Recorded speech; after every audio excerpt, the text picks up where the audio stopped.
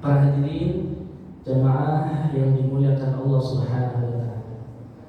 Kajian kali ini kita kasih judul kemuliaan mensyiarkan rumah Allah Subhanahu wa taala. Apa sih rumah Allah? Yaitu masjid. Atau ada istilah lain musalla. Kalau di kampung-kampung ada istilah langgar. Ada istilah apa lagi? Surau. Itulah yang disebut dengan rumah Allah Subhanahu wa taala. Namun di Indonesia biasanya beda fungsi.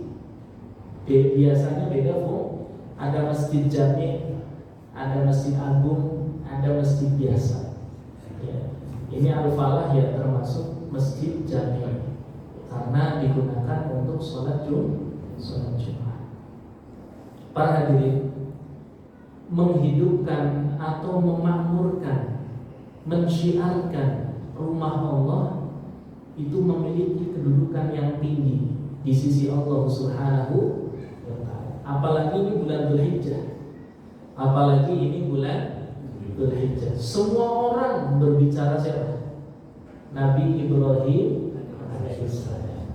Ternyata kalau kita lihat di dalam Al-Quranul Karim itu disebutkan di dalam surah Al-Baqarah. Tadi kita baca wa id ja'alna al-baita mathabatan lin-nasi wa amna wattakhidhu min maqami Ibrahima musalla wa ahidna ila Ibrahim wa Ismail an tahhira baitiya lit-ta'ifina wal-'akifina war-ruk'a'is sujud.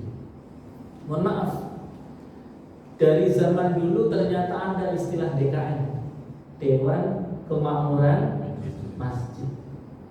Siapa DKM pertama di alam semesta ini? Allah sebutkan dalam Al-Quran, yaitu Nabi Ibrahim dan juga Nabi Ismail alaihis. Apa kata Allah? Wa ahidna ila Ibrahim wa Ismail. Aku perintahkan kepada Nabi Ibrahim dan juga kepada Nabi Ismail antahhira baiti, untuk membersihkan, untuk mensucikan, untuk mensyiarkan apa? Rumahku. Yaitu yang ada sekarang di Masjidil Haram yang disebut dengan Ka'bah. Untuk apa? Lil ta'ifin, untuk mereka yang datang tawaf. Wal 'akifin, saat ini kita sedang i'tikaf, dan untuk mereka yang pada i'tikaf. Wal ruk'a'is sujud, dan orang-orang yang sholat. Jadi maaf para hadirin, oke, bisa jadi kita ngurusin masjid nggak seperti jadi PNS, nggak seperti jadi manajer. Ada yang apa? Ada yang ngasih setiap bulan, bahkan dijamin. Tapi kemuliaan seseorang yang menghidupkan rumah Allah, yang berkecimpung mensyiarkan rumah Allah, memakmurkan masjidnya Allah Subhanahu wa taala, maka dia sedang berjalan mengikuti Nabi Ibrahim alaihissalam. Siapa Nabi Ibrahim? Khalilullah, kekasih Allah Subhanahu wa taala. Siapa Nabi Ibrahim? Abul Anbiya, bapaknya para nabi. Bahkan Allah katakan, sesungguhnya kami memilih keluarga Nabi Ibrahim. Jadi kalau kita mau menghidupkan masjid, mau sholat berjamaah di masjid, mau ngurusin masjid, hakikatnya kita adalah orang yang dipilih oleh Allah Subhanahu wa taala sebagaimana keluarga Nabi Ibrahim alaihis. Bayangkan, kita lagi ditunjuk oleh Allah supaya mirip dengan Nabi Ibrahim, mirip dengan Nabi Ismail alaihis. Cuman bedanya kalau Nabi Ibrahim Masjidil Haram, kalau kita di sini berarti Masjid Al-Falah. Di situ ada mushola taqwa, ada Nurul Islam, ada Al-Ikhlas, ada masjid yang lain. Tinggal kita nih pengen jadi mirip Nabi Ibrahim, mirip Nabi Ismail, apa mirip Raja Namrud. Tinggal kita pilih. Kalau Namrud, wah, memusuhi Nabi Ibrahim alaihissalam, memusuhi keluarga Nabi Ibrahim. alaihissalam. Bahkan awas, hati-hati. Di dalam Al-Quran ada ancaman. Wa man adlamu mimman mana'a masajidallah ayyudhkara fiha ismuhu wa sa'a fi kharabiha ulaika ma kana lahum ayyadkhuluha. Sampai akhir. Awas, orang yang paling zalim, orang yang paling berdosa, kata Allah Subhanahu wa taala, mereka yang mencegah saudaranya datang ke masjid. Mereka yang mencegah saudaranya datang ke masjid. Mereka yang mencegah saudaranya berzikir, salat, baca Quran, baca sholawat, hadir majlis ilmu di rumah Allah Subhanahu wa taala. Bayangkan, kata Allah, wa man azlamu mimman mana'a masajidallah ayyuzkara fiha ismuhu wa sa'a fi kharabiha. Kalau di masjid selama dikumandangkan kebesaran Allah, takbiran, baca Quran, jangan Pak, jangan sampai dilarang. Ini ayatnya, wa man adlamu mimman mana'a masajidallah ayyuzkara fiha ismuhu. Kecuali di masjid bicara politik boleh kita larang. Tapi kalau di masjid membesarkan nama Allah, mengagungkan asma Allah Subhanahu wa taala, maka jangan sampai kita ikut-ikutan melarang. Karena diancam oleh Allah, orang yang paling zalim mereka yang melarang-larang kita untuk membesarkan, mengagungkan, mensyiarkan nama Allah Subhanahu wa taala di masjid-masjidnya Allah Subhanahu wa taala.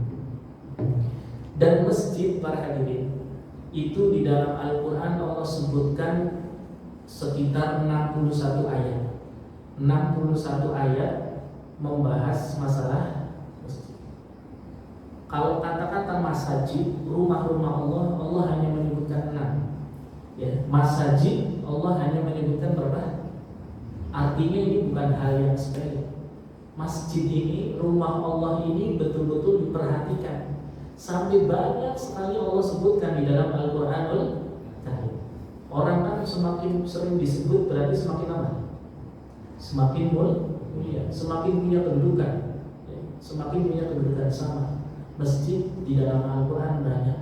Allah Subhanahu wa taala berbicara masjid, maka kita sebagai hamba Allah, sebagai kaum muslimin sudah seyogianya memakmurkan masjidnya Allah Subhanahu wa taala. Bahkan di dalam hadis, man ghada ilal masjid la yuridu illa an yata'allam khairan aw yu'allima kana lahu ka'ajri hajin tamman hajjatuhu. Ini hadis sahih. Ini hadis sahih. Ada juga yang menilai hadis ini hasan.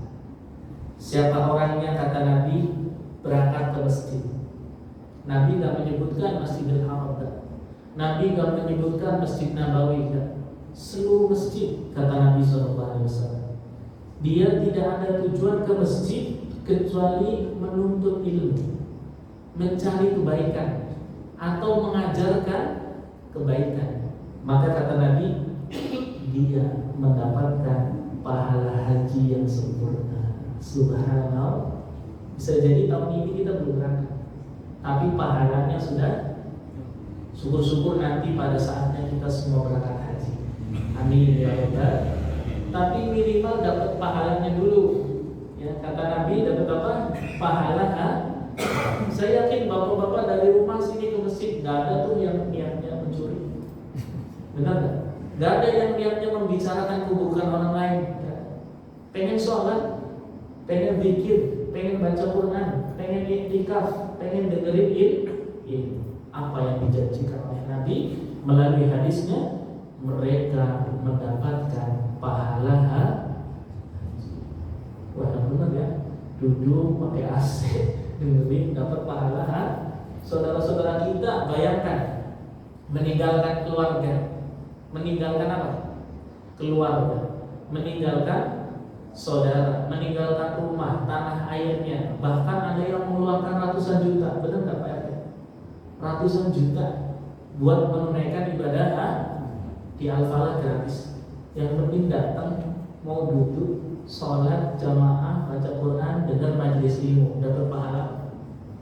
Wah, ini DKM mana nih? Harus bikin banner nih. Mau nggak dapat dia nggak apa-apa. Ini namanya mensyiarkan rumah Allah Subhanahu wa Ta'ala. Bahkan para hadirin, kalau orang yang berangkat haji masih ada ancaman hajinya nggak diterima. Makanya ada istilah haji apa? Mabrur. Ada istilah haji mabrur. Ada istilah haji mabrur. Berarti ada istilah juga haji yang tidak mabrur. Alhamdulillah. Tapi kita doakan saudara-saudara kita semua mabrur, diterima oleh Allah Subhanahu wa Ta'ala.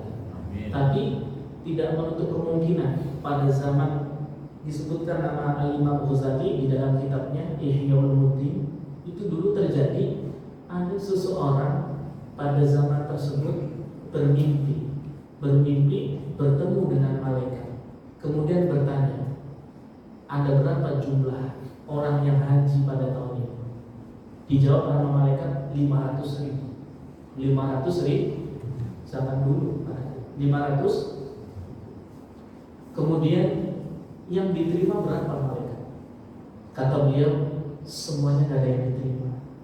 500.000 datang ke Mekah, semuanya gak ada yang diterima. Kata malaikat, kecuali ada satu orang. Kecuali ada satu orang. Ya, kecuali ada satu. Ini yang bermimpi namanya Abdullah bin Mubarak. Abdullah bin Mubarak. Beliau tabi'in. Abdullah bin Mubarak. Kemudian ketika ditanya kepada para malaikat, yang diterima itu siapa? Ternyata jamaahnya Abdullah bin Mubarak. Jamaahnya Abdullah bin Mubarak. Ternyata jamaah tersebut nggak jadi berangkat menunaikan ibadah haji. Sebab apa?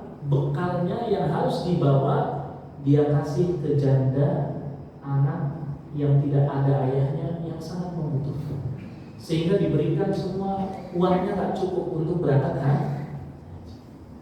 Subhanallah. Tapi orang tersebut dengan sebab orang tersebut memohon kepada Allah Subhanahu wa Ta'ala, yang tadinya 500.000 ditolak diterima oleh Allah Subhanahu wa Ta'ala. Artinya apa? Bolehlah kita menunaikan ibadah haji, tapi jangan sampai tetangga kita kelaparan. Jangan sampai saudara kita tidak punya beras. Jangan sampai keluarga kita tidak diberi nafkah.